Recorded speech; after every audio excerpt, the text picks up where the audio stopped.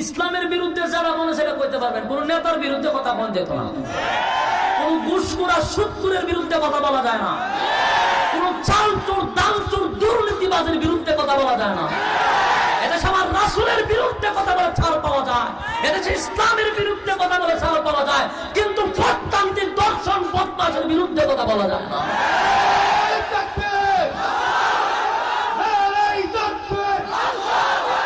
90% মুসলমানের দেশে আল্লাহ এবং রাসূলের বিরুদ্ধে কথা বলে এই দেওয়ানবাগির মতো একটা ভণ্ড পীর রাসূলের মেয়েকে এরকম ভাবে বেইজ্জতি করার পরেও আমরা তার জিহ্বা কুত্তার নাস্তা বানাইতে পারছি না।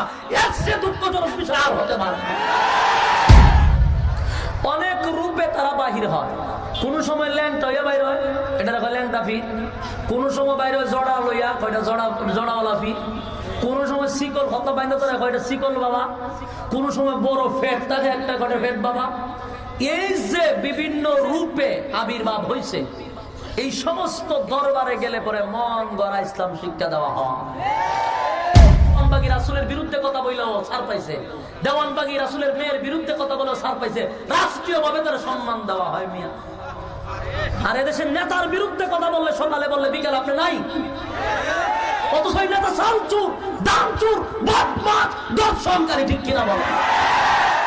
এর বিরুদ্ধে কথা বলে আপনি গ্রেফতার। আল্লাহর জাতের কসম, মুসলমান যদি আমরা মুসলমানিত্ব ঠিক রাখি, এদেশে কোন নাস্তিক আর মুরতাদ আর রাম ভামরা রাজত্ব করতে পারবে না।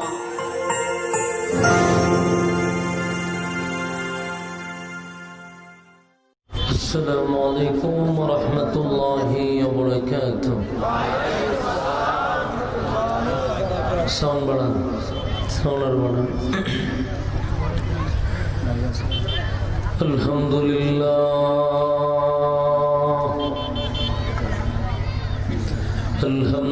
আলহামদুলিল্লাহিল আকরামিল্লাযী খালাকাল ইনসানা ওয়া কাররাম। ফিরাও অরব নাই কই وعلمه من البيان ما لم يعلم فسبحان الذي لا يحصى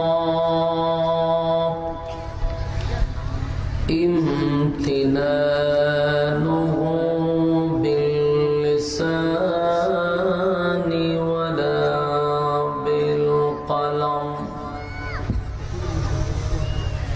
ونشهد أن لا إله إلا الله وحده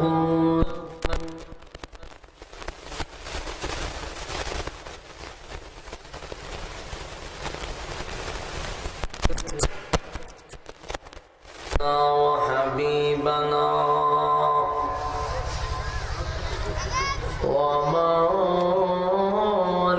ومولانا محمدا عبد الله ورسوله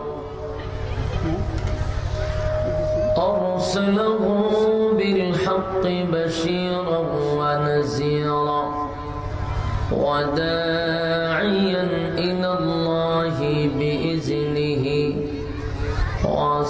وسراجا منيرا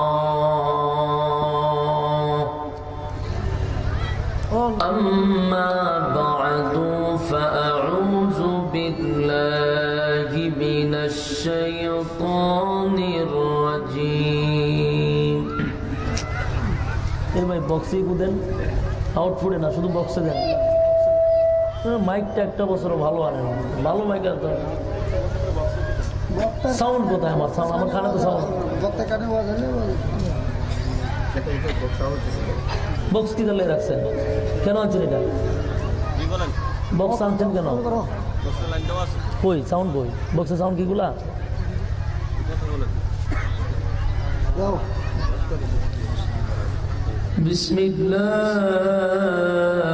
বিসমিল্লাহির রহমানির রহিম।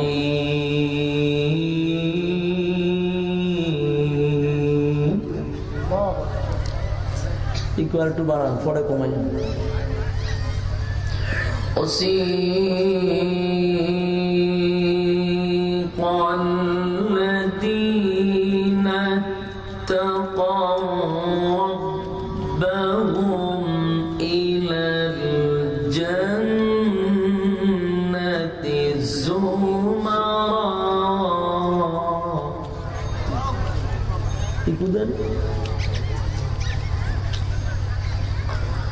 وسيق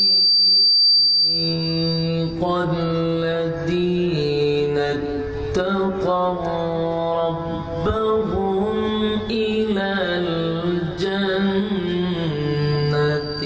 زمرا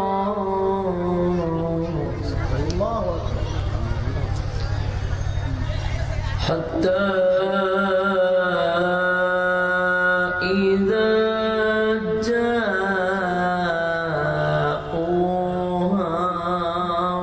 فتحت أبوابها وقال لهم خزنتها سلام.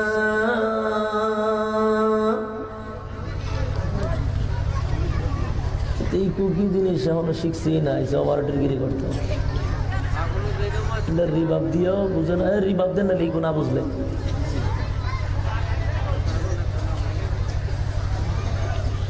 سلام عليكم طبتم فادخلوها خالدين.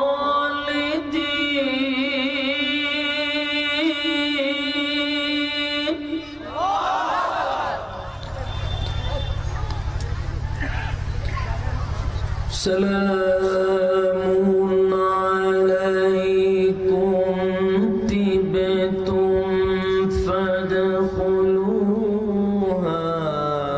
خالدين.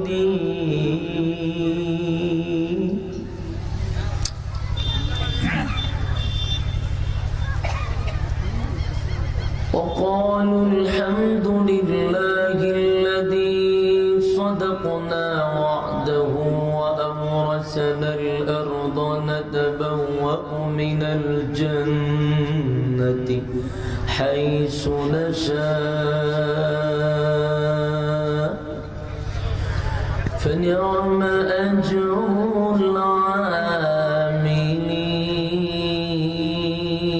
العاملين. فنعم أجر العاملين.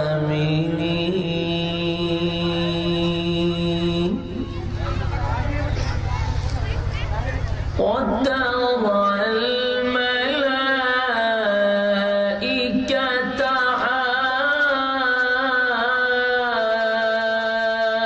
حافين من حول العرش يسبحون بحمد ربهم وقضي بينهم بالحق وقضي بينهم بالحق وقيل الحمد لله رب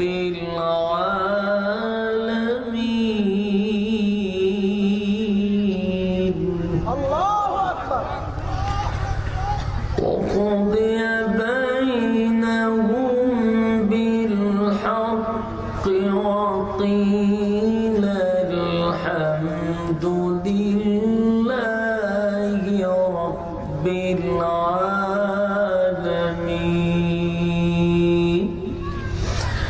صدق الله العظيم وصدق رسوله النبي الكريم ونحن على ذلك من الشاهدين والشاكرين والحمد لله رب العالمين.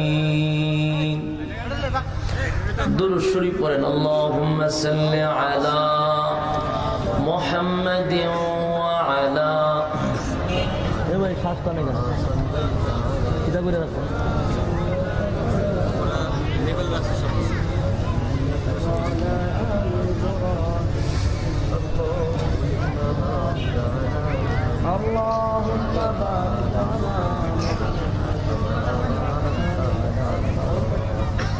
إنك حميد مجيد اللهم بارك على محمد وعلى آل محمد كما باركت على إبراهيم وعلى آل إبراهيم إنك حميد مجيد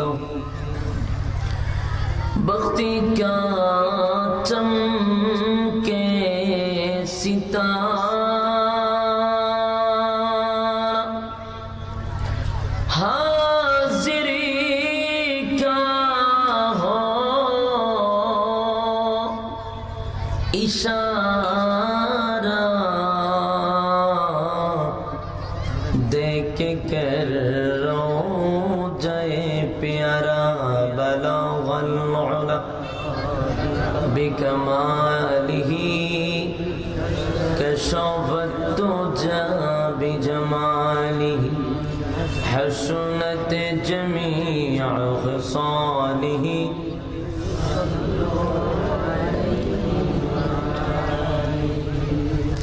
الحمد لله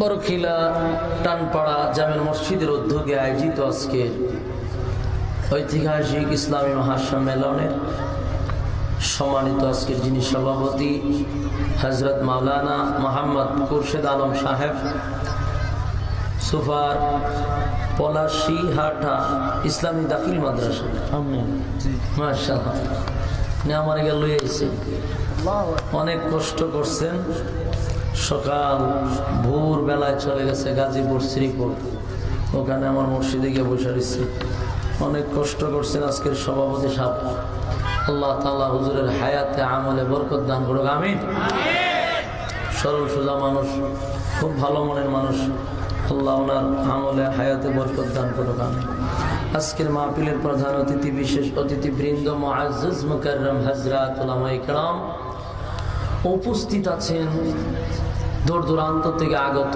সমবয়সী তরুণ যুবক ভাইরা উপস্থিত মুরব্বিয়ানে আযম মাইকের আওয়াজ যতটুকু দূরে যাচ্ছে অবস্থানরত আছেন পর্দানিশী মা এবং বোনেরা সকলকে আমার অন্তরস্থল থেকে জ্ঞাপন করছি মোবারক সবটুকুন শুকরিয়া আল্লাহ সুবহান মহিয়ান গরিয়ান সর্বশক্তিমান আল্লাহ পাকের জন্য যিনি অত্যন্ত দয়া মায়া করে হাজারো মানুষ থেকে যাচাই বাছাই করে নির্বাচিত করে পছন্দ করে মহব্বত করে জান্নাতি এক বাগানে উলামায়ে কেরামদের সহবতে আসার এবং বসার যে সুযোগটুকু করে দিয়েছেন এজন্য আমরা শুকরিয়া আদায় করে নিচ্ছি আলহামদুলিল্লাহ লক্ষ কোটি দরুদ এবং সালাম আমার সৃষ্টির প্রধান আকর্ষণ বিশ্বসভার সভাপতি শামসুল হেদায়েত বদরুদ্দোজা সৈয়দুস সাকালাইন ইমামুল মুরসালিন খাতামুন নবিয়্যিন ওয়াল মুরসালিন জনাব মুহাম্মদুর রাসূলুল্লাহ সাল্লাল্লাহু আলাইহি ওয়াসাল্লামের উপর সম্মানিত সুধী আপনারা আসতে পেরে বসতে পেরে খুশি না বেজার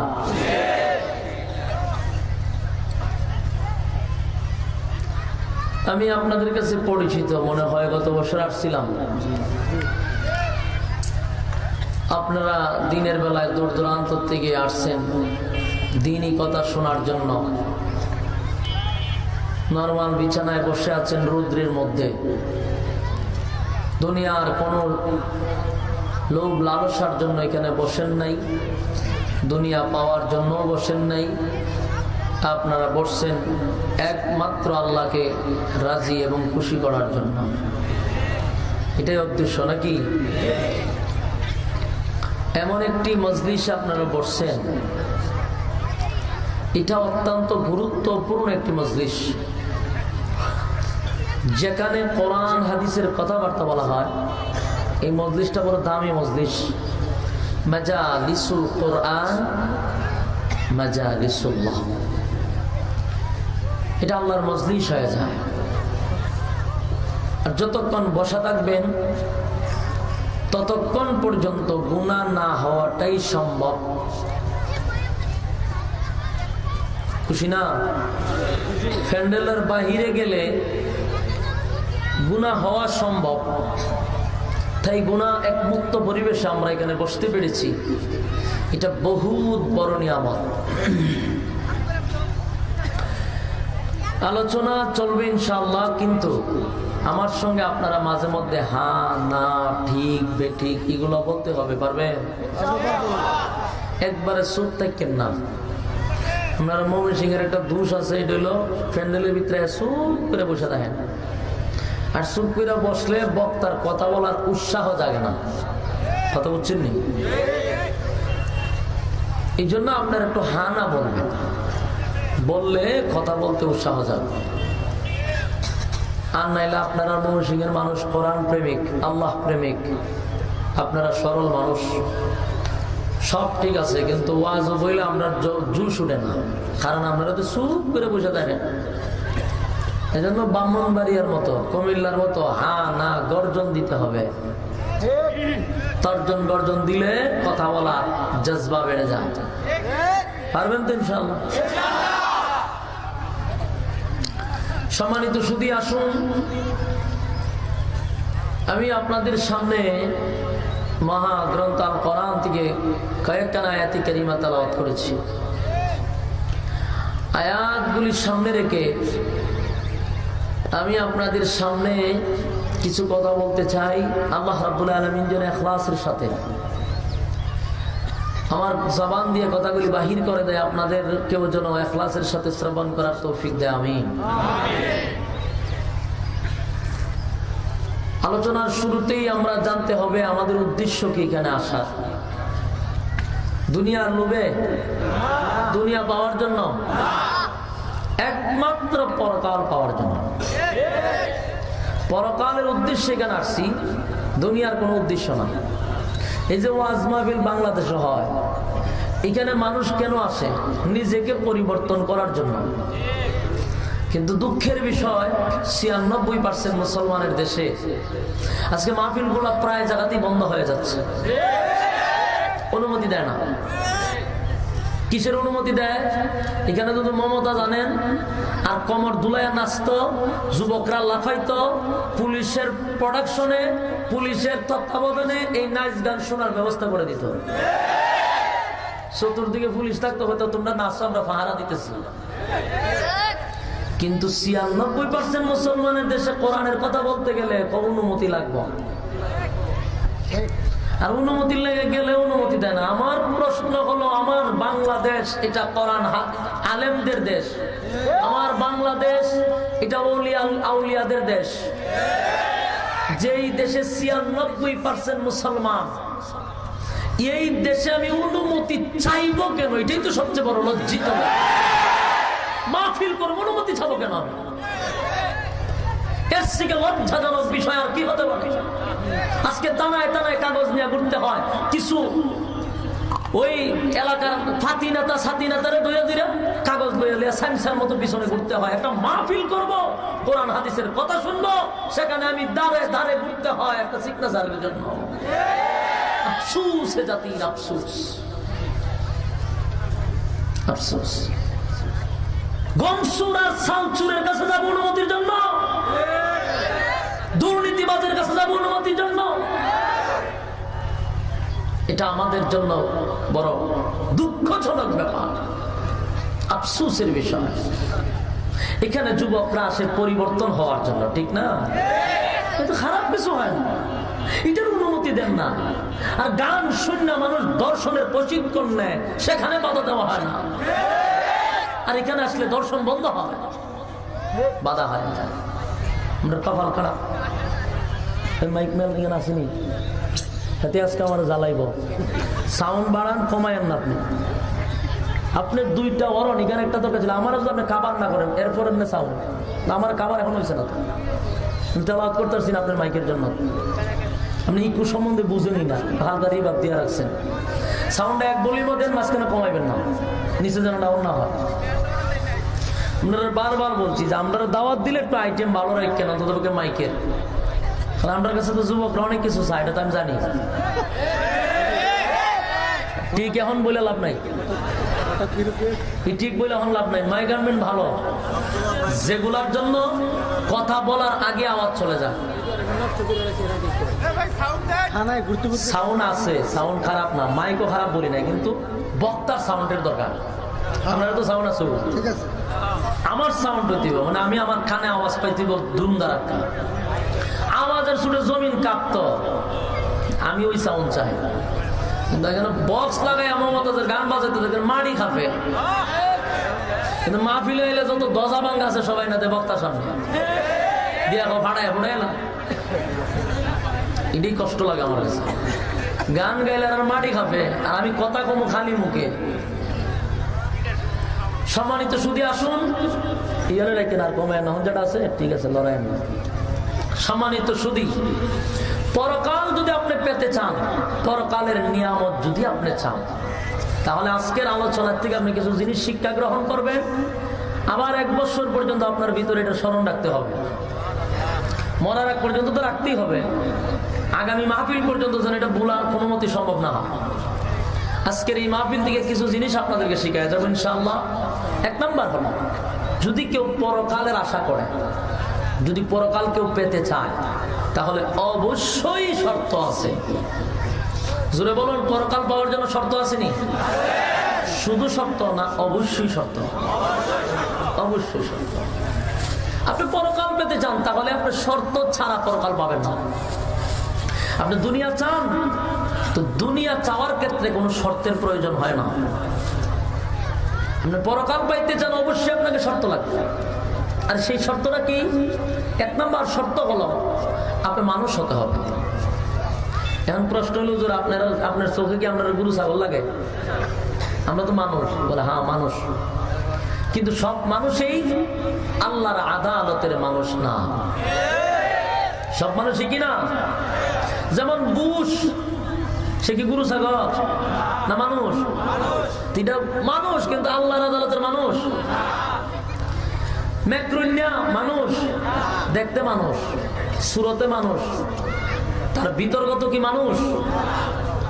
ওয়াংশাংশুচি, দেখতে মানুষের মতো, আসলে এরা মানুষ না, এরা চতুষ্পদ জানোয়ারের চেয়ে নিকৃষ্ট। মানুষ হলো 2 প্রকার। জোরে বলেন, কয় প্রকার? একদল মানুষ দেখার মতো মানুষ, সুরতে মানুষ, কিন্তু আসলে তারা মানুষ না।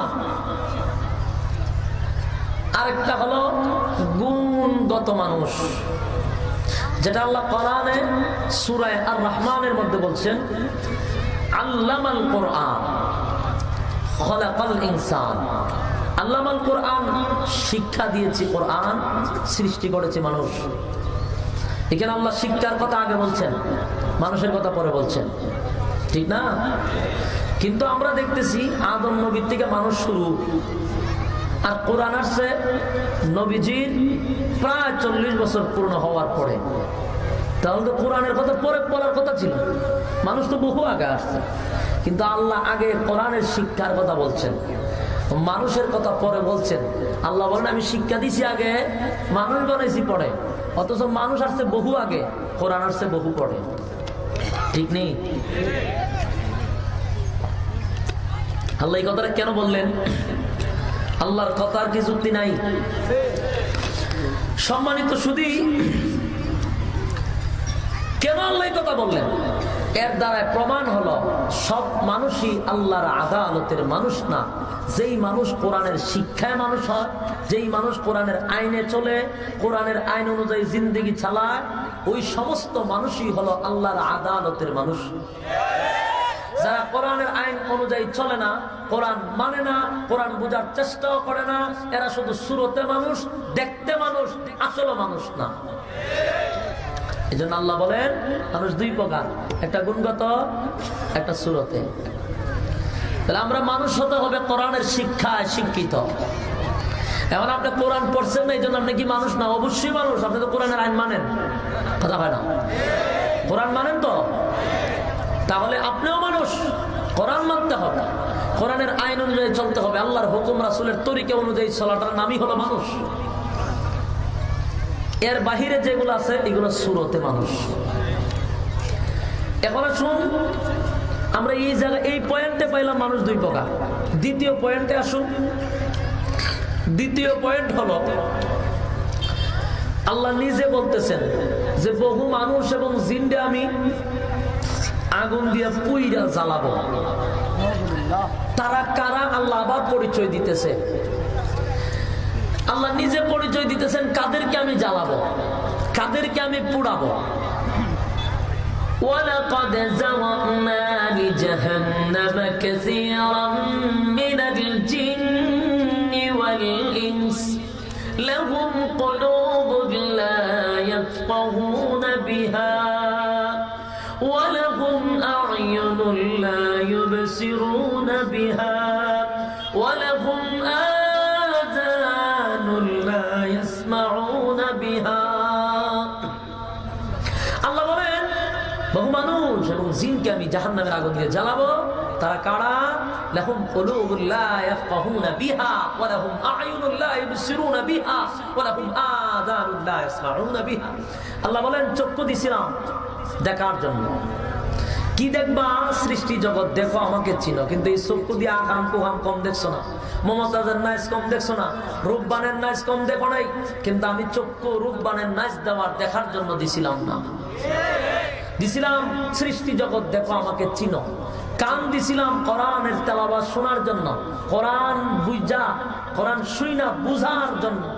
কিন্তু এই কান দিয়া মাইকেল জ্যাকসনের গান শুনছো। অন্তর দিছিলাম বাবার জন্য, কিন্তু সেই অন্তর দিয়েও তুমি যত দুর্নীতি চিন্তা সেগুলো ভাবছো, কথা বলে। এই অন্তর দিয়ে তুমি ভাবছো কার জমি দখল করা যায়, খারে মাইরা বড় হওয়া যায়, রাতারাতি আঙ্গুল ফুললে কেমনে কলা গাছ হওয়া যায়। আসলে অন্তর দিছিলাম আমি আল্লাহকে নিয়ে বাবার জন্য। এই যে তিনটা নিয়ামতের কথা বললাম, এই তিনটা নিয়ামত যারা সঠিক কাজে লাগাবে আল্লাহ বলেন তাদের সম্মান আর মর্যাদা ফেরেশতাদের চেয়েও বেশি। সম্মানিত শ্রুতি, খুব মনোযোগ সহকারে আমার এই পয়েন্টগুলো একটু বোঝার চেষ্টা করেন, তাহলে সামনের আলোচনা খুব সহজ। এই যে তিনটা নিয়ামতের কথা, চক্ষু, কান, অন্তর, এই তিনটা নিয়ামত যদি সঠিক কাজে লাগান আপনার সম্মান কোথায় গেল? ফেরেশতাদের চেয়ে উপরে চলে গেছে। আর এই তিনটা নিয়ামত যারা সঠিক কাজে লাগায় না আল্লাহ বলেন তাদের সম্মান এমন একটা পর্যায়ে যায় যে তারা কুত্তা বিলের চেয়ে নিকৃষ্ট হয়ে যায়। তাহলে এই জায়গাতে এই পয়েন্ট আমরা মানুষ কয় প্রকার পাইলাম? জোরে বলেন। একদল মানুষ ফেরেশতাদের চেয়ে দামি, আরেকদল মানুষ কুকুর বিড়ালের চেয়েও নিকৃষ্ট। এরপরে আল্লাহ পরের অংশে বলেন এই যে কুকুর বিড়ালের চেয়ে নিকৃষ্ট, এই অংশটা আল্লাহ নিজে বলছেন, আমার কথা না। উলাইকা কাল আনআমি বাল হুম আদাল। আল্লাহ বলেন উলাইকা কাল আনআম, এখান পর্যন্ত আল্লাহ বলেন নাই। এরপরে বলেন বাল হুম আদাল, মানে এর থেকে নিকৃষ্ট। আল্লাহ যদি কুকুর বিড়ালের সমান বলতো যে তোমরা কুকুর বিড়ালের সমান, আল্লাহ কিন্তু এই কথা বলেন নাই। আল্লাহ কিন্তু বলছে কুকুর বিড়ালের চেয়ে তোমরা নিকৃষ্ট। না সমান বলছে? নিকৃষ্ট বলছে। এখন আপনাদের অনেকের মাথায় এটা ধরবে যে আল্লাহ তো সমান বললেও পারতো, কিন্তু নিকৃষ্ট বললো কেন? নিকৃষ্টটা কেন বলতো? বেশি কয়ে লইল না? আল্লাহ যদি সমান করতো তাও তো একটা ইজ্জতের ভিতরে আছে।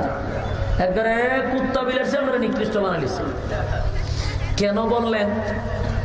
কেন বলছেন এটা আপনারা নিজেরাই বলবেন যে আসলে কথা ঠিক, আমরা এর থেকে নিকৃষ্ট। এটা আপনার মুখ দিয়ে আমি উত্তর দেওয়া হইতাম নি, কথা হয় না। এই মমি সিং আমি ওয়াজ করি না এই কারণে, আপনার গুতা দিয়ে আওয়াজ করানি লাগে, কে রে টাসটুস টাসটুস কথা বলবেন, তাহলে আমি বুঝবো আমার কথাগুলি রিসিভ হচ্ছে। সম্মানিত শুধু আল্লাহ যে কুত্তা বিলাসে নিকৃষ্ট বলছে, এই কথাটার যুক্তি কতটুকু এটা আপনার মুখ দিয়ে বলাইতাম না আমার মুখ দিয়ে কইতাম? আপনার মুখ দিয়ে কইলে আমার সুবিধা বেশি হবে, তাহলে আপনার বুঝটা বেশি আসবে। তাহলে আসেন সংক্ষেপে 3টা বুঝ আপনারা দিয়া দিই। 1 নম্বর, আমরা দেশের কুকুর, বিড়াল, গরু, ছাগল, বেড়া, বকরি কোন সময় বিয়া শাদী করছে? এরা সন্তান আদিতে জন্ম দেয় বিয়া শাদী করিয়া? তাহলে এরা যে সন্তান জন্ম দেয়, বিয়ে শাদী সারা যেটা হয় এটা কি বৈধ না অবৈধ?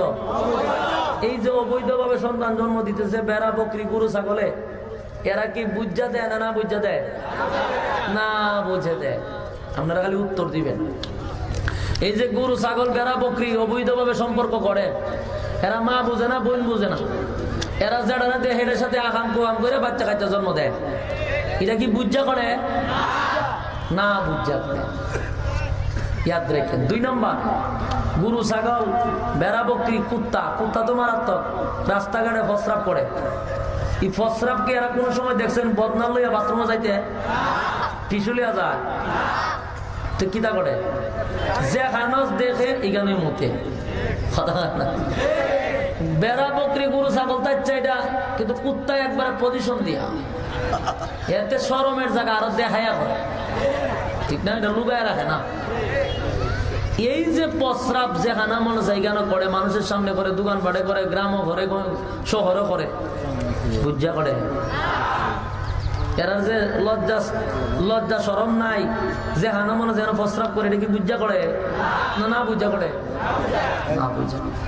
3 নম্বর, আপনার গরু ছাগলে অনেক সময় আরেকজনের ফসল খাইয়া লায়, এটা কি জিগায় খায়? বলে আমি খাইতাছি না, জিগাই খায়। বুঝা না না বুঝা? না বুঝা।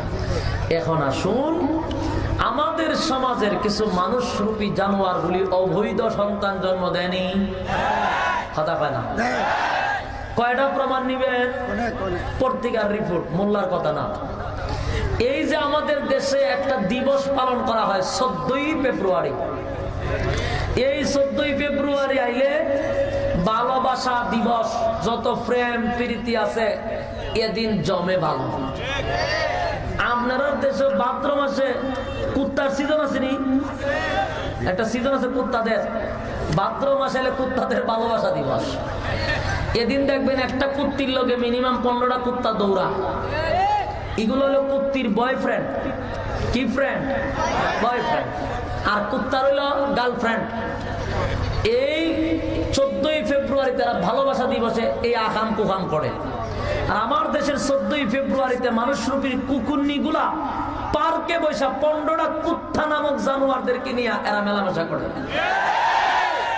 এই আকাম কুকাম করার পরে দেখবেন পত্রিকার রিপোর্ট আসছে, ডাস্টবিনে নবজাতক শিশু পাওয়া যায়, বিভিন্ন ড্রেইনে নবজাতক শিশু পাওয়া যায়, বাথরুমে পাওয়া যায়, ছাদে পাওয়া যায়।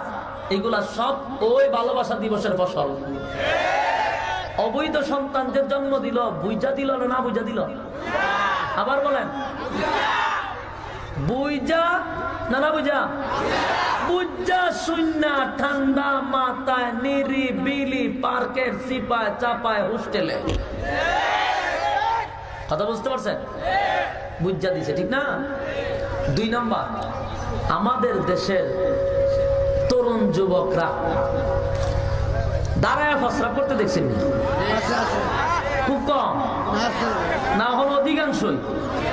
ওই যে জিন্সের প্যান্ট পরে ঠাড়া পরে তো হাঁটুর মধ্যে, এই জিন্সের প্যান্ট পরলে এখন আর বৈশা প্রস্রাব করতে পারে না। অথচ হে দাবি করে মুসলমান, দাঁড়ায় প্রস্রাব করে। বেঈমানরা দাঁড়ায় প্রস্রাব করে, হে মুসলমানের ঘরের হয়েও দাঁড়ায় প্রস্রাব করে। আমরা প্রতিদিন দেখি কেমনে হাইয়ে বড় বড় হোটেলে ঢুকলে বৈশা প্রস্রাব করার কোনো সিস্টেম নেই, সবকে দাঁড়ায়। ফার্মপো ঢুকলে দেখি দাঁড়ায়া করে। আর কত বড় বেহায়া, দাঁড়ায় প্রস্রাব করে তো করে, আবার সিগারেট খায় আর মতে। কোনটা দেখি কথাও কয়, 3-4 জনে মিল্লা জামাতের সহিত প্রস্রাব করে, আবার একটা কথাও কয়। আমি গেছি হাই হোটেলে গেছি প্রস্রাব করতাম, গেছি 5 জনে মিললাম প্রস্রাব করতে জামাতের সহিত একটা কয় নাস্তা তুই করাবেন আমি করাইতাম, আটটা মুচাল কত বড় বাটপা। এই যে দাঁড়ায় প্রস্রাব করছে, আমি প্রস্রাব করে যেন টেবিলে বসছি 3-4টা দিন, আমি সবকির জিজ্ঞাসা ভাই আপনার নাম, নাম কইছে সবকির নাম জিজ্ঞেছি, তা আমার দিকে তো চিনে, আমি হোস্টেল মুস্টেল যে হানিল আমি আমরা চিনে সবাই, তা আমার সালাম বললাম দিয়ে মোসা মোসা করছে, আমি কই সালাম এত কয় নাম এত কয় তোরা মুসলমান, বলে জি হুজুর, খামড়াতে করছস মুসলমানের রয়েছে নি, ওদের কি করছি, আমি আবার দিকে কি করছি, এই যে খারিয়াতে মুইতে আইলে হুজুর ফ্যানটা লেগে বসতে পারে না, আমি কিন্তু তুই মুসলমান তুই জানোস না এই ফ্যান পড়লে তো তোর আরো ঠাড়া পড়বো, তুই ফ্যান পরস কা, তুই তো আগে তুই নিয়ত করছ, ফ্যান পরার সময় তুই নিয়ত করছ দাঁড়ায় মুখবে তুই কথা পায় না। জিন্সের প্যান্ট যখন মার্কেটে গিয়ে কিনে তখন থেকে পুরা ফাঁকা নিয়ত করে রাস্তাতে হারিয়া মতো, আর হারিয়া যত না মতো একটা পানি লয় না, পানি লয় না তো যারা তারা দিয়ে শেষ। এই যে মানুষগুলো আপনি দেখতেছেন এরা যে দাঁড়ায় প্রস্রাব করলো বুঝছে না, না বুঝা বুঝা শুনে ঠান্ডা মাথা। 3 নাম্বার, অন্যের জমি আমাদের মানুষরা দখল করেনি, আরেকজনেরটা মাইরা খায়নি, বুঝছে না, না বুঝা বুঝা শুনে ঠান্ডা মাথা। এখন আপনারা উত্তর দিবেন, এই যে 3টা অপরাধ করলো চতুষ্পদ জানোয়ার, বুঝা না, না বুঝা জানোয়ারের কথা বলতেছি, গরু ছাগল বেড়া বকরি, 3 অপরাধ তো তারাও করছে, অবৈধ সন্তান জন্ম দিছে, খারিয়া মুচ্ছে, অন্যের জায়গা খাইছে, 3 অপরাধ করছে, গরু ছাগল বেড়া বকরি কুত্তা বিলাই, বুঝা না, না বুঝা না বুঝা। আর মানুষ রূপী জানোয়ার গুলি 3 অপরাধ করলো বুঝা শূন্য ঠান্ডা মাথা। এখন আপনারা উত্তর দেন, এরা করলাম না বুঝা আর আমরা করলাম বুঝা, দুটোটা কি সমান? আবার বলেন আরো জোরে, সমান যদি না হয় তা আল্লাহ কেন সমান কইব? তখন কথা কন না। এই জন্য আল্লাহ বলেন উলাইকা কাল আনআম, বলেন নাই, আল্লাহ বলেন বাল হুম আদাল, এর থেকে তোরা নিকৃষ্ট। ওহন বুঝছেন নি কেন নিকৃষ্ট কইছে? সমান কইলো না কেরে, তোরা বুঝা করস আর হেরা না বুঝা করে।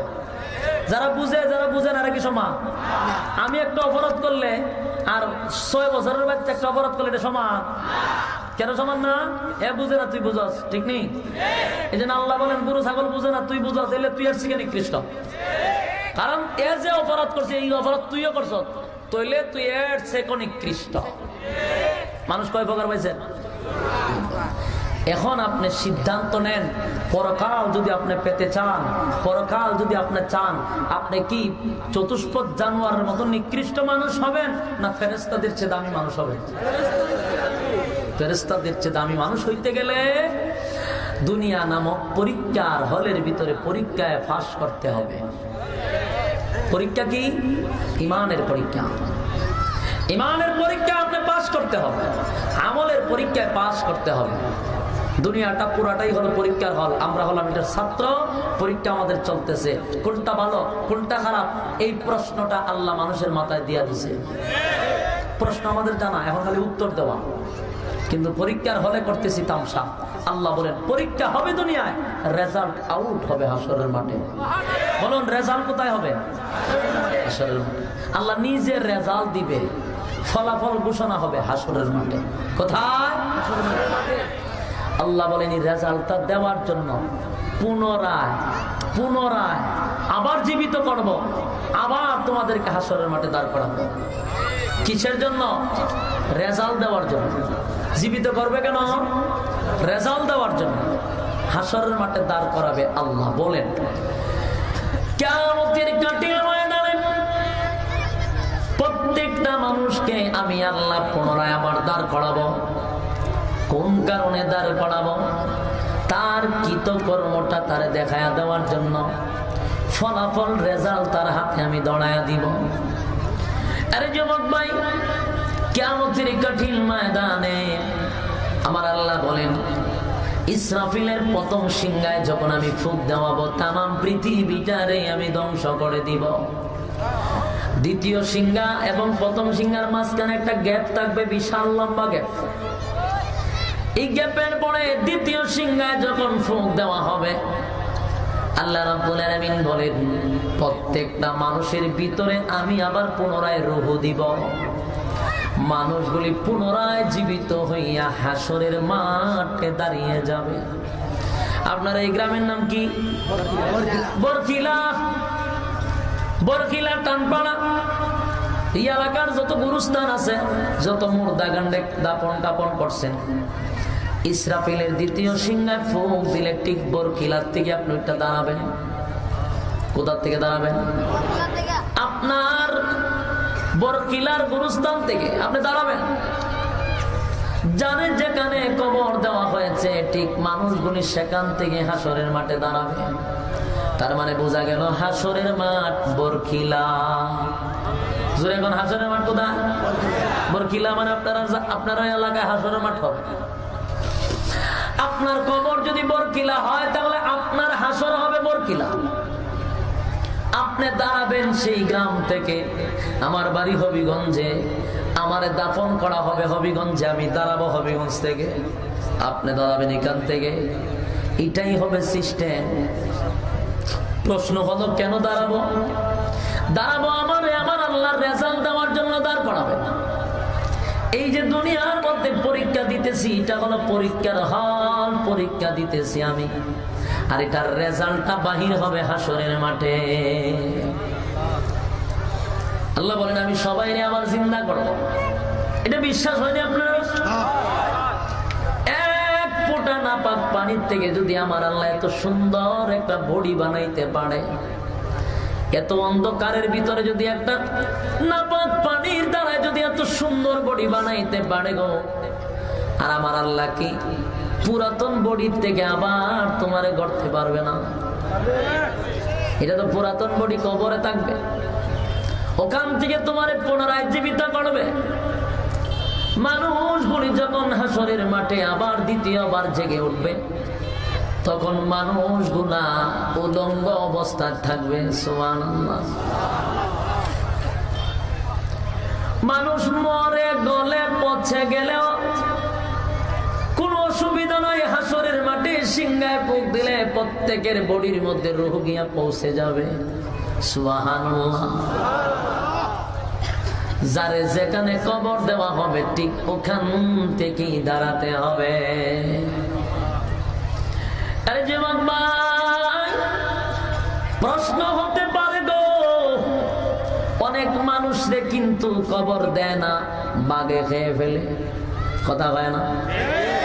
বাঘে খেয়ে ফেলে। হুজুর তুলে করতে দাঁড়াবো, বাঘের ব্যক্তি করতে দাঁড়াইব। বাঘে অনেক মানুষরে খেয়ে ফেলে, অনেক মানুষরে সাপে খেয়ে ফেলে, অনেক মানুষ পুরে ছাই হয়ে যায়। ঠিক নেই? আবার অনেক মানুষকে নদীতে বাসায় দেওয়া হয়, সাগরে বাসায় দেওয়া হয়। প্রশ্ন হল তাদের কিভাবে তারা কোথার থেকে দাঁড়াবে, কোথায় গিয়ে উঠবে? এই প্রশ্নটা ভিতরে ভিতরে থাকতে পারে। তাহলে একটা প্রশ্নের উত্তরটা আপনাদের ভিতরে রাখা দরকার। আল্লাহ রাব্বুল আলামিন যখন মানুষ বানান, ফেরেশতা কিন্তু সেখানে উপস্থিত থাকে। নাপাক পানিটা যেখানে গিয়ে আমার রেহেমে পৌঁছে যায়, ওইখানে ফেরেশতা নিয়োজিত থাকে। ফেরেশতা আল্লাহকে বলতে থাকে, মালিক কেমনে বানাবো, চেহারাটা কেমনে বানাবো, তার গঠন কেমনে দিব? রব্বি কারীম বলেন ফেরেশতারা রে, আমি মানুষ বানানোর 50,000 বছর আগেই তার গঠন, তার সুরত, তার খানা, তার দাম, কয়টা গাড়ির মালিক হবে, কয়টা বাড়ির মালিক হবে, সব মৃত্যু পর্যন্ত লৌহে মাহফুজ নামক বোর্ডে লিখে রেখে দিয়েছি। আমার জিজ্ঞানির প্রয়োজন নেই। এবার ফেরেশতারা ওখান থেকে দেখে দেখে আপনার আকৃতি গঠন করবে। কথা বুঝতে পারছেন? আকৃতি গঠন করে ফেলবে। আল্লাহ রাব্বুল আলামিন বলেন তখন আমি এমন একটা অবস্থায় তারা বানাবো, কারণ প্রত্যেকটা মানুষ তো আমরা জানি মাটির তৈরি। কথা হয়? কিন্তু আপনি মাটির তৈরি যে আমরা, কিন্তু এখন যদি নখ দিয়া খুচরা দেন মাটি বেরিব, আপনার খাটলে মাটি বেরিব। কি বাইর হয়? রক্ত বাইর হয়, মাংস বাইর হয়, কিন্তু আমরা তো জানি মাটির তৈরি। আল্লাহ রাব্বুল আলামিন বলেন মানুষ মানুষ মাটির তৈরি, তাই মাটির সঙ্গে তার একটা সম্পর্ক থাকা দরকার। আর আপনার মাটির সঙ্গে একটা সম্পর্ক আছে, জোরে কোন ঠিক নেই? আরে যুবক ভাই, আল্লাহ রাব্বুল আলামিন বলেন ফেরেশতারা ওই বান্দা দুনিয়াতে যাওয়ার পরে তারে যেখানে শায়িত করা হবে, যেখানে দাফন কাফন করা হবে, ঠিক ওখান থেকে একটু মাটি এনে তার নাভিটা একটু গঠন করে দাও। সুবহানাল্লাহ। কালকে বয়ান আমি গেলাম, এটার নাম বমিশিক। 3 বারের মাথায় খাত কোদানে দিলে 3 দিন পরে হাসি দেয়। সুবহানাল্লাহ। কোন না কথা বোঝালেন না? আরে যুবক ভাই, কথাগুলি খেয়াল করে শুনেন। আপনারা বানাইছে কিন্তু আমাদের মাটির সঙ্গে একটা সম্পর্ক, আমাদের নাভিটা মাটি দিয়া বানাইছে। সুবহানাল্লাহ। এই জন্য দেখবেন মানুষ মরে যায়, পচে যায়, গলে যায়, কিন্তু নাভি পচে না। দেখছেন না আপনারা? নাভি কোনোদিন পচবে না, গলবে না। আগুন দিয়াও আপনি পুরাইতে পারবেন না। শ্মশানে যারা পুরাইয়া দেয় দেখবেন নাভি পুড়ে না। নাভিটারে সালির সঙ্গে গাতায়া দেয়, নাভি পুড়ে না। আপনারে যদি নদীতে বাসায়া দেওয়া হয়, নদীতে যদি আপনারে বাসায়া দেওয়া হয়, পচে গলে আপনি নদীতে পানির সঙ্গে মিশে যাবেন। অথবা আপনারা যদি মাছও খেয়ে ফেলে, মাছ আপনারে হজম করবে, কিন্তু নাভি হজম হবে না। সুবহানাল্লাহ কি কইবেন? আসেনি কেন? সুবহানাল্লাহ আসেনি না? থাকলে কইেন, না থাকলে কোনো অসুবিধা নেই। মুশরিক নাও থাকতে পারে। নাভি কিন্তু কি হয় না? হজম হয় না। মাছে খাইয়া পাঁচরাপ পায়খানা কইরা নাভি বাইর কইরা দেয়, নাভিটা গিয়া সাগরের একেবারে তলদেশে মিশে যায়। সুবহানাল্লাহ। বাঘেও যদি মানুষ খায়, সব খায়, কিন্তু নাভিটা সে হজম করতে পারে না, পায়খানা করে লাস্টে বানায় দেয়। আর এটা এক সময় মাটির সঙ্গে মিশে যায়।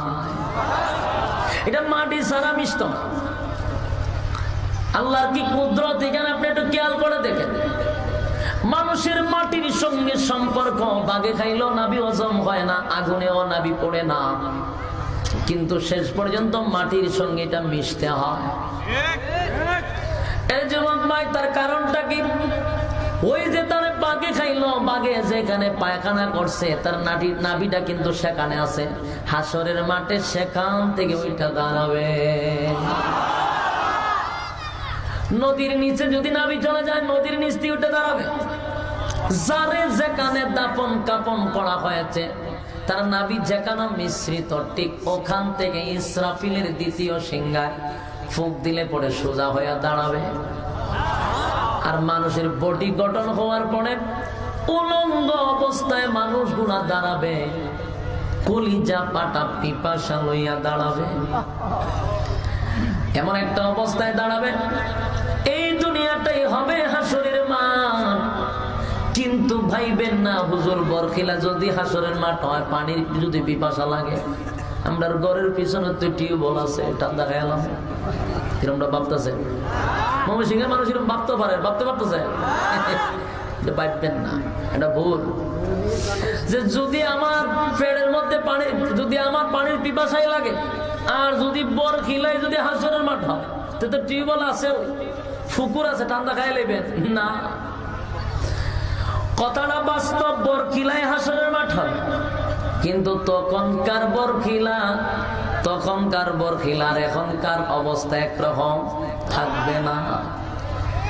এখনকার পৃথিবী তখনকার পৃথিবীর মধ্যে উল্লেখযোগ্য বেশ কম আছে গো। এখনকার পৃথিবীটা যেমন, তখনকার পৃথিবীটা এমন থাকবে না।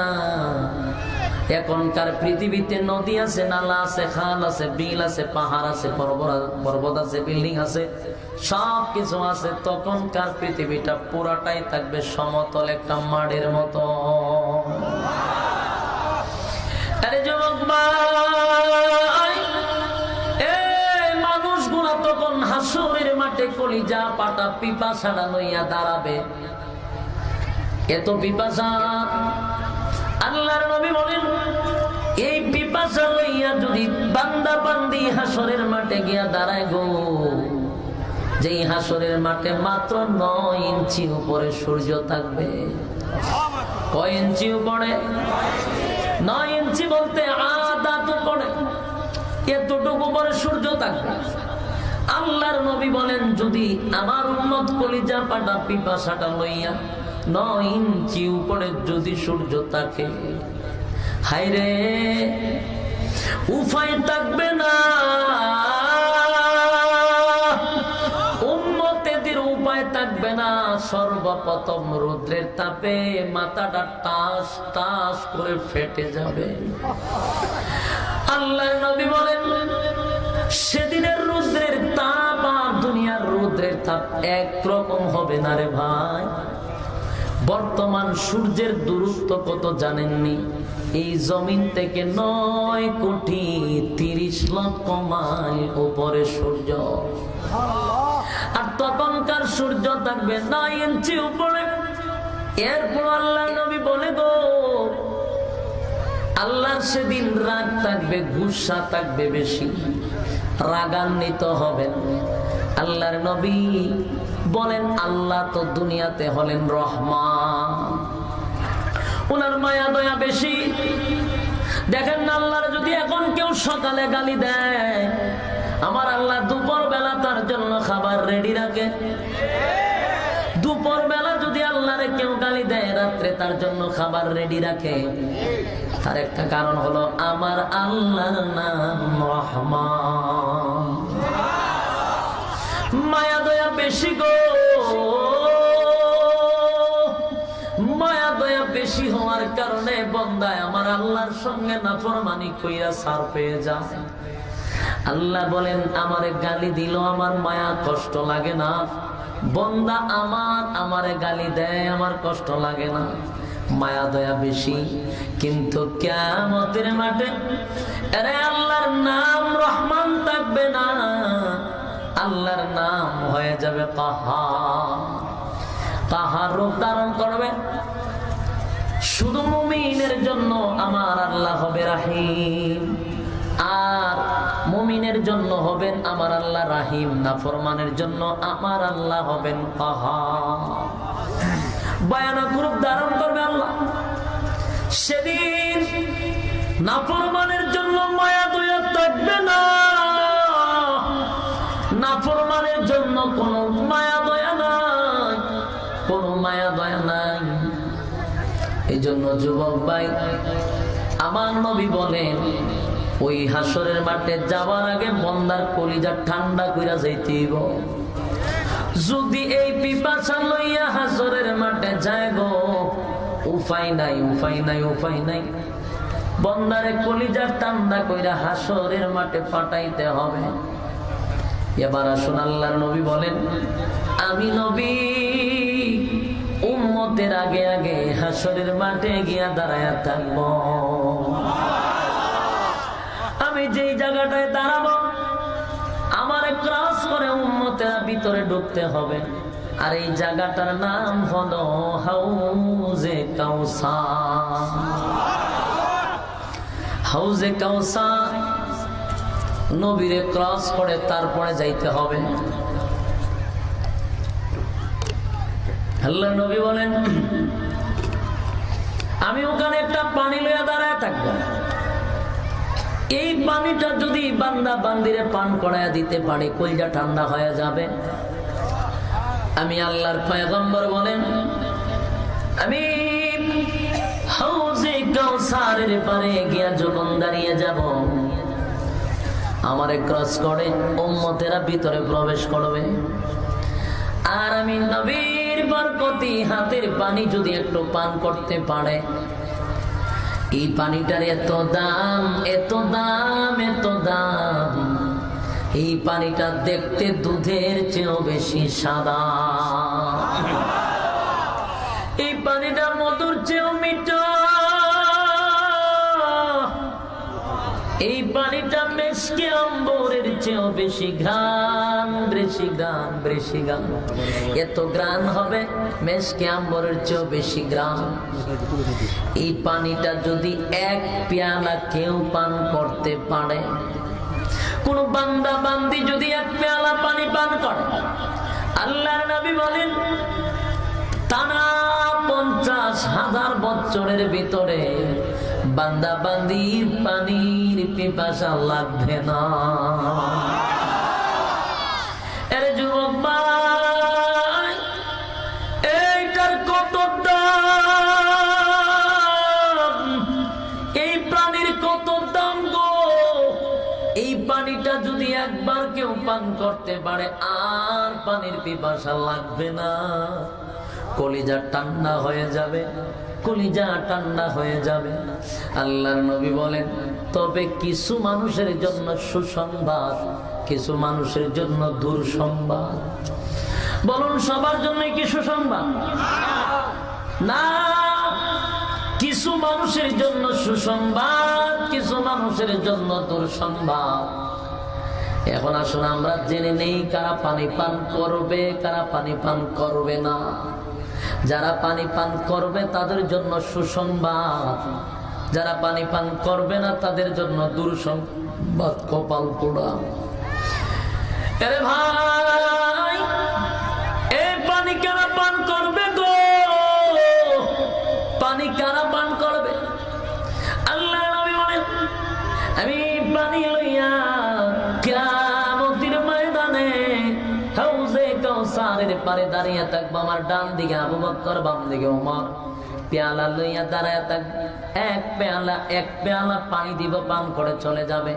যারা পানি পান করবে, আল্লাহর নবী বলেন পানি পান করার পরে যদি হাসুরের মাটির ভিতরে কেউ গিয়া প্রবেশ করে গো, ওই বান্দা বান্দির রোদ্রের তাপ তার শরীরে লাগবে না। এয়ার কন্ডিশনের ভিতরে আমার আল্লাহ বসায়া রাখবে। পানির পিপাসা নাই, কিন্তু ব্যতিক্রম একটা বিষয় হলো পানির থেকে কারা বঞ্চিত হবে? পানির থেকে কারা বঞ্চিত হবে? এ যুবক ভাই, একটু দিলের কান লাগায় কথাগুলি শ্রবণ করি, পানির থেকে কারা বঞ্চিত হবে?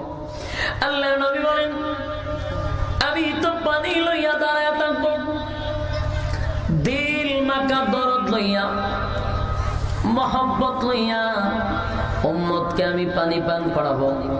এটা আমার দিলের মহব্বত উম্মতের জন্য।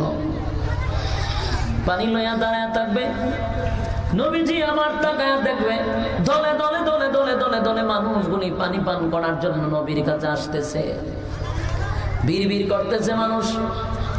আল্লাহ রাব্বুল আলামিন বলেন আমার বন্ধু পানি লইয়া দাঁড়ায় থাকবে, আর বন্ধুর উম্মতেরাও বন্ধুর কাছে আসবে। আর আল্লাহর নবীর এত উম্মত হবে, আদম নবীর থেকে ঈসা রূহুল্লাহ পর্যন্ত যত নবীর উম্মত, সব নবীর উম্মত এক জায়গায় করলে আমার নবীর উম্মত আরো 1-2 গুণ বেড়ে যাবে। নবীর উম্মত বেশি হবে। উম্মতেরা দলে দলে দলে দলে নবীর কাছে আসতেছে পানিটা পান করার জন্য। পানি পান করবে এই জন্য আসতেছে। নবীও পানি লইয়া দাঁড়ায় আছে রে, মহব্বত লইয়া দাঁড়ায় আছে। কাছাকাছি যখন চলে আসলো, একেবারে কাছাকাছি, নবীও তাদেরকে দেখতেছে, তারাও আমার নবীরে দেখে আনন্দের ছুটে দৌড়াই আসতেছে, কলিজা ঠান্ডা করবে পানি পান কইরা। কিন্তু কাছাকাছি আসার পরে নবী তাকায়া দেখে মাঝখানে একটা পর্দা পড়ে গেছে। এখন আর নবী উম্মতকে দেখে না, উম্মত আমার নবীরে দেখে না গো। আল্লাহর পয়গম্বর পেরেশানির মধ্যে পড়ে গেল। এতক্ষণ তো আমার উম্মতরে আমি বহু দূর থেকে দেখলাম, কাছাকাছি চলে আসলো, আমি পানিটা একটু পান করাবো। কিন্তু এখন আমার উম্মত পানি পান করবে, কাছাকাছি চলে আসলো, উম্মত রে দিয়ে আমি দেখি না, উম্মত রে আমি দেখি না, উম্মত আমারে দেখে না গো। মাঝখানে কেন পর্দা পড়ে গেল? পর্দাটা কেন পড়ে গেল? নবীজি পেরেশানির মধ্যে পড়ে গেছে, কারণ নবী তো জানে আমার উম্মত যদি পানি পান না করতে পারে তাহলে এই পিপাসা লইয়া যদি হাসরের মাঠে যায়, 9 ইঞ্চি উপরে সূর্য উম্মতের অস্তিত্ব থাকবে না। তাই নবী এত পাগল হয়েছে, ডাক দিয়া বলে, মালিক, পানি যদি পান করানোর জন্য আমারে তুমি হাউজে কাউসার দিলা গো, হাউজে কাউসারটা তো আমার নামে দিলা আমার উম্মতরে পান করানোর জন্য। পানি যেহেতু দিলা মাঝখানে, উম্মত আর আমার মাঝখানে পর্দা দিলা কেন? পার্টিশন কেন ফালায়া দিলা? আমি আমার উম্মতরে দেখি না, উম্মত তো আমারে দেখে না, এই মাঝখানে তুমি কেন পার্টিশন দিলা? আল্লাহ ডাক দিয়া বলেন, হাবিব, আমি যা জানি গো আপনি তা জানেন না গো নবী, আমি যা জানি আপনি নবী তা জানেন না।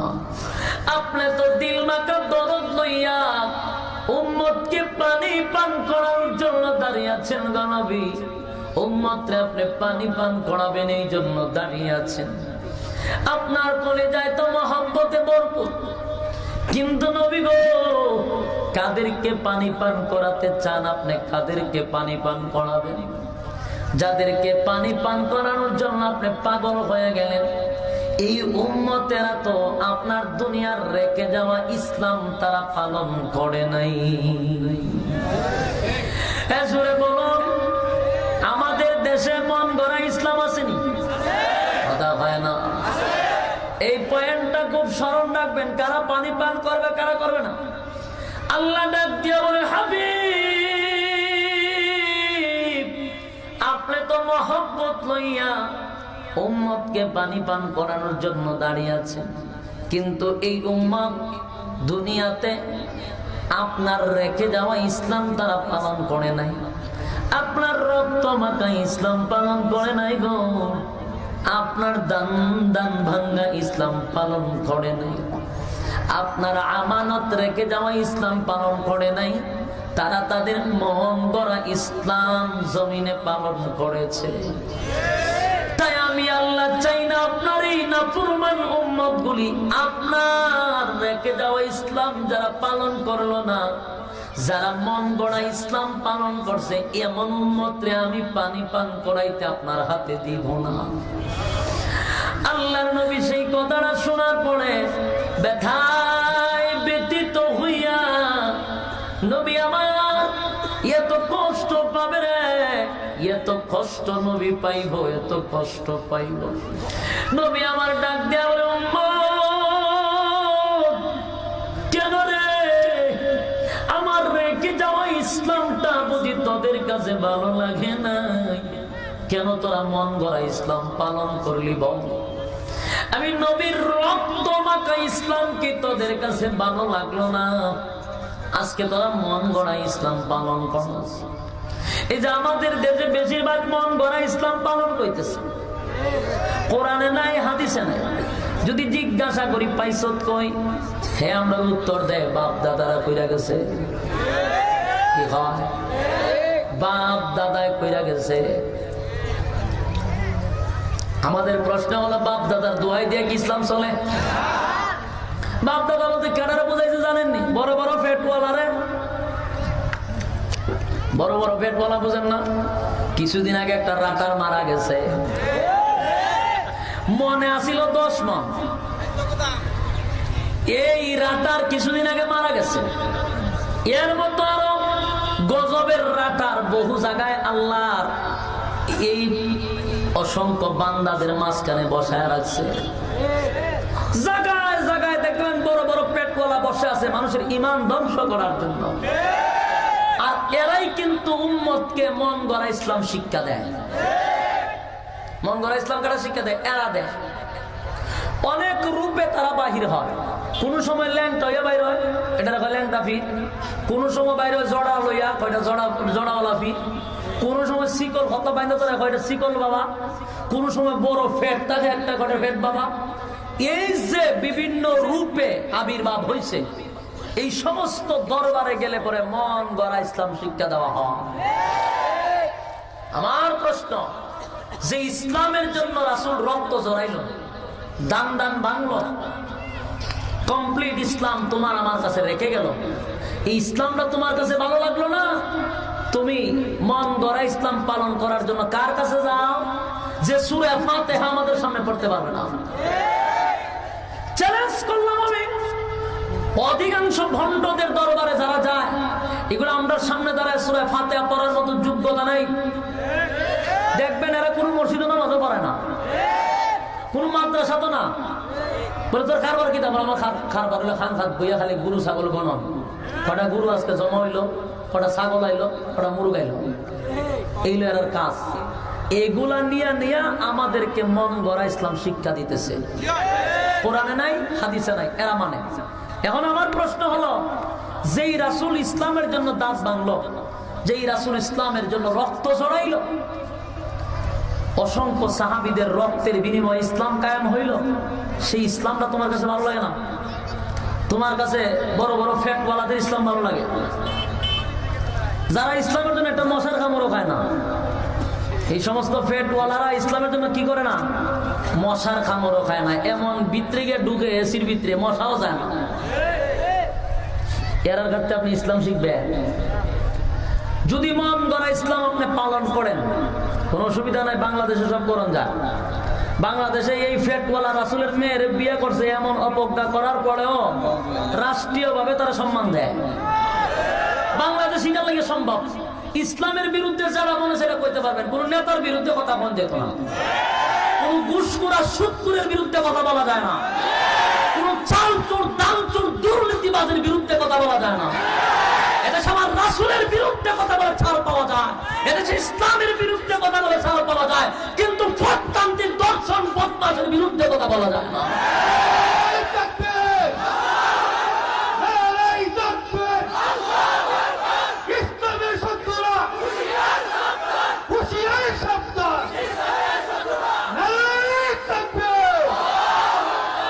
এ জাতির কপাল পড়ছে, 96% মুসলমান, প্রত্যেকটা ঘরে ঘরে মুসলমান, শুধু নামে মুসলমান, আসলে কামে কোনো মুসলমানই নাই আমাদের মধ্যে।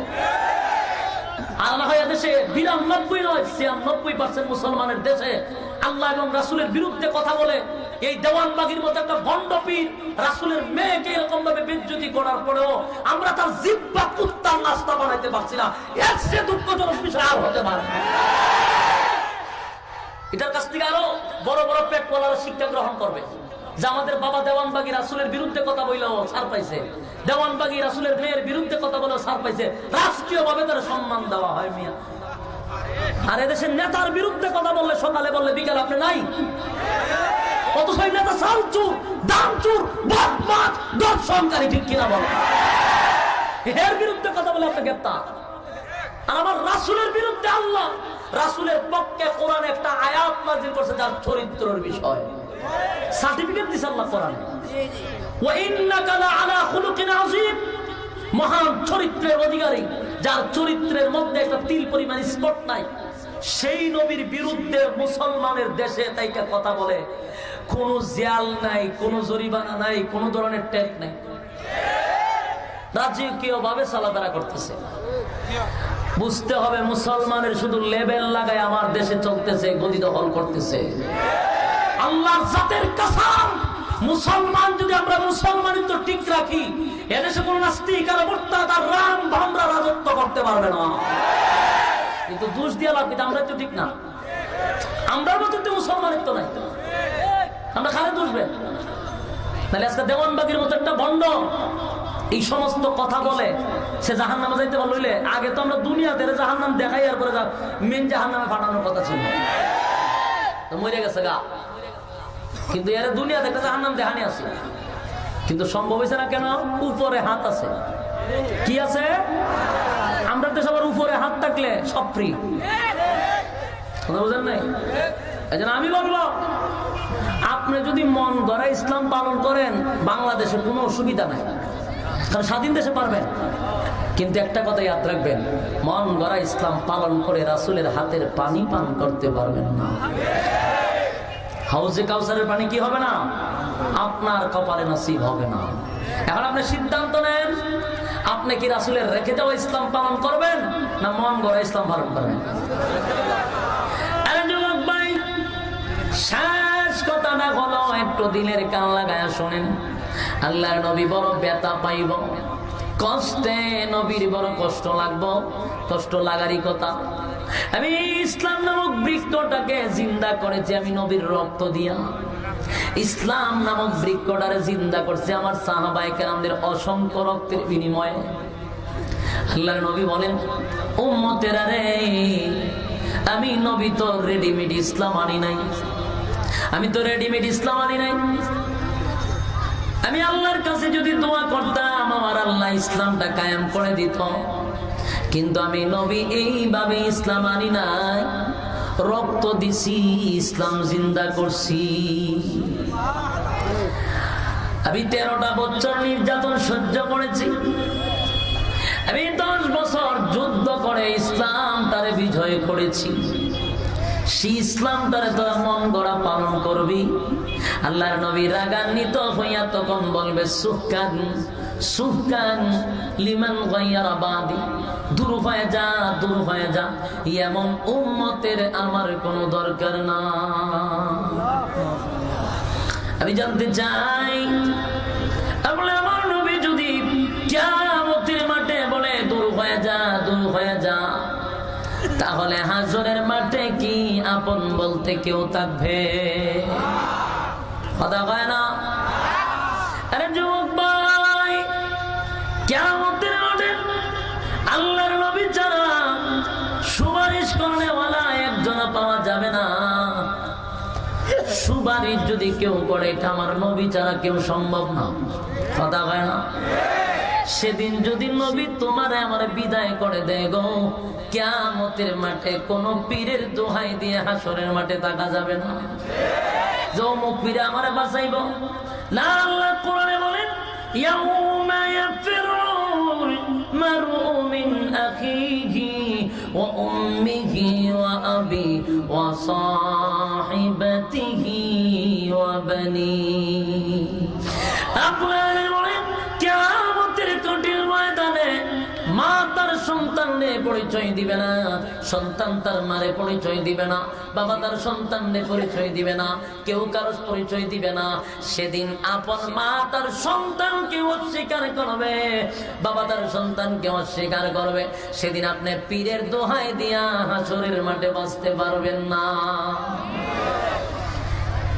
কারণ একমাত্র সুপারিশ করবে আল্লাহর পয়গম্বর।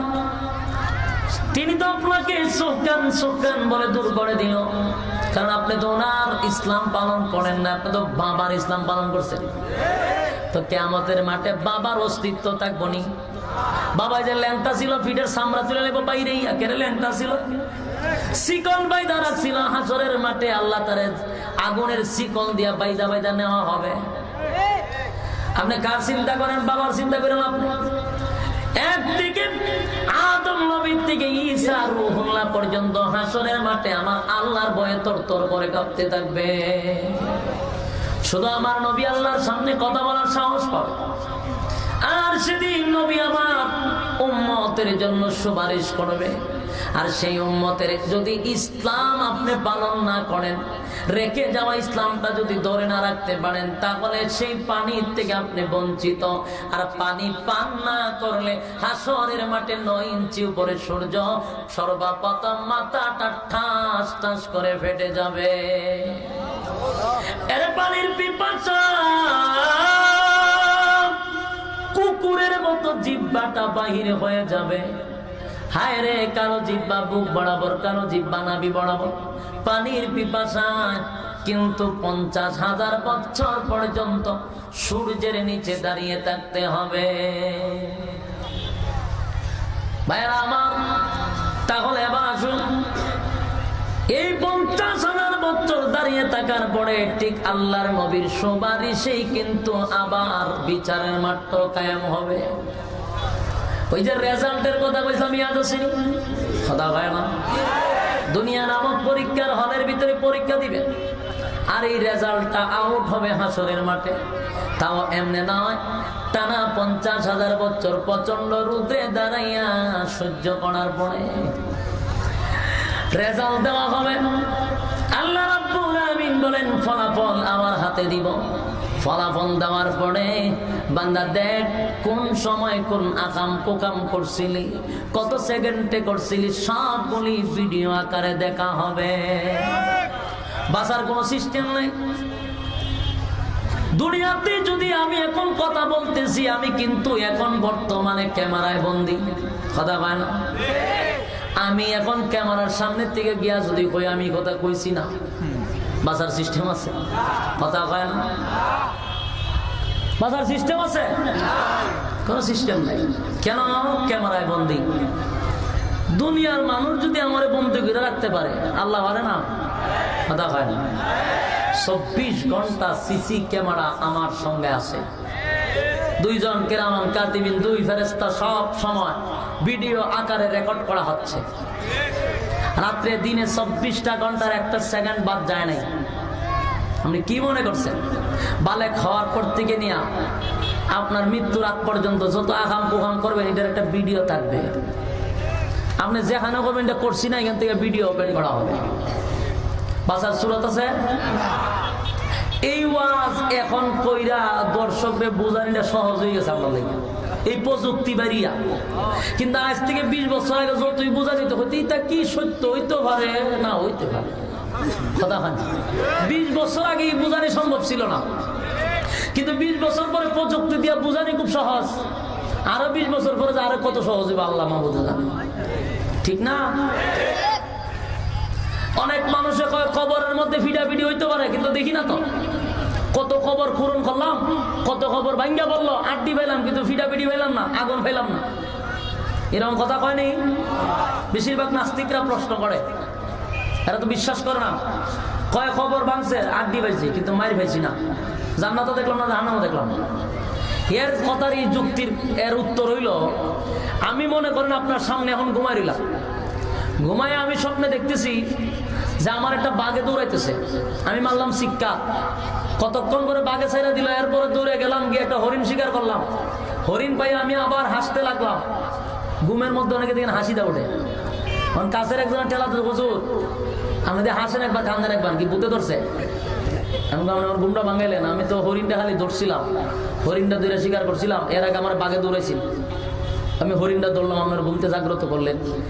অহন তো 2টা কৌতুর, আপনি তোর মৃত্যু, আমি আপনার দ্বারে বসা, আপনি হরিণে দৌড়ে বাঘে দৌড়ালে কোন সময়, আর হরিণে আপনি পাইলেন কোন সময়? কোন রাত্রি দেখলাম না। তার এই কথার যে উত্তর, ওই নাস্তিকের কথার একই উত্তর। আমি ঘুমন্ত মানুষ যা দেখবো, তুই জাগ্রত মানুষ তা দেখবি না, কথা পাই না। আমি এখানে ঘুমাইয়া স্বপ্নে যা দেখছি, আমার কাছে লোকটা বসা, সে জাগ্রত, সে কি এটা দেখবো? আমি স্বপ্নের মধ্যে হরিণ ধরছি, বাঘে আমার দৌড়াইছি, আমি দেখছি, কিন্তু আমার কাছেই বসা, হ্যাঁ হরিণও দেখলো না, বাঘও দেখলো না, কথা হয় না। মানে এতটুকু আমি দেখলাম না, তার যে উত্তর। নাস্তিকরা বলে খবর ভাঙছে, আটটি বাজছে, কিন্তু ভিডিও দেখলাম না, তার একই উত্তর।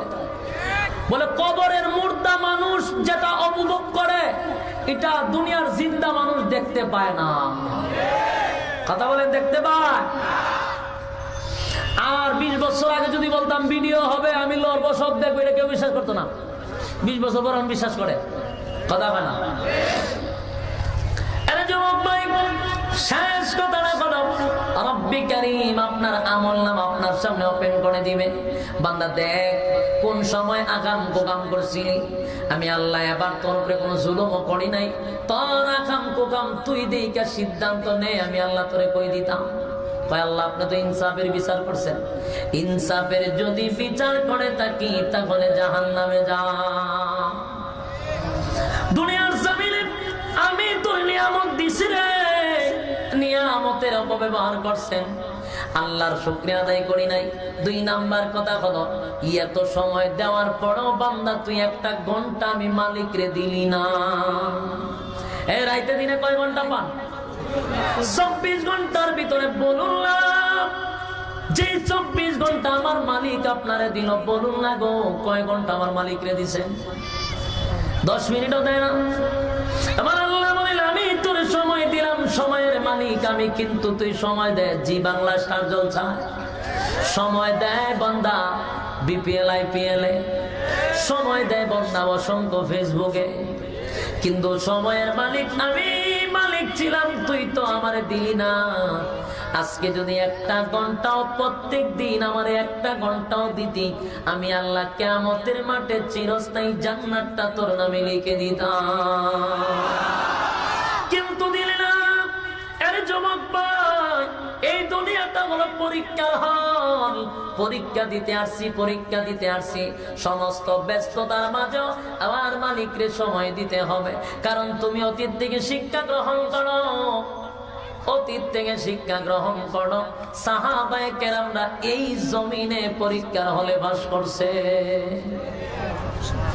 এই হলে বাস করছে না, তারা জান্নাত পাইছেনি পরীক্ষা দিয়া না পরীক্ষা ছাড়া।